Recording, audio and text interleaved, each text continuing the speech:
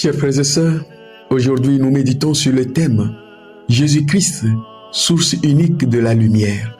Oui, Jésus-Christ est la lumière qui éclaire chaque homme et chaque nation. Jean chapitre 1, versets 4 à 9 établit le Christ comme la source de vie et de lumière, brillant dans les ténèbres du monde. Il présente Jean-Baptiste comme un témoin envoyé par Dieu pour attester de cette véritable lumière qui illumine chaque être humain venant dans le monde avant même son incarnation. En Jean chapitre 8, verset 12, Jésus déclare « Moi, je suis la lumière du monde. Celui qui me suit ne marchera pas dans les ténèbres, mais il aura la lumière de la vie. » Cette affirmation clé, faite dans le temple, oppose la clarté de la vérité divine à l'obscurité du péché. Il se présente comme le guide spirituel qui dissipe les ténèbres de la mort et du péché, promettant la vie éternelle à ceux qui le suivent.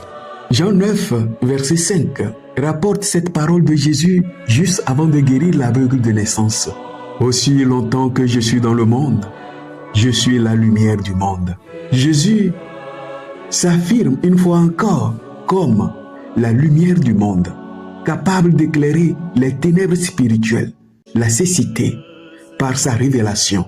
L'incarnation de notre Seigneur Jésus-Christ est la manifestation de la lumière divine parmi nous. Par sa parole, par ses miracles, il révèle celui qui est. Il est la lumière du monde.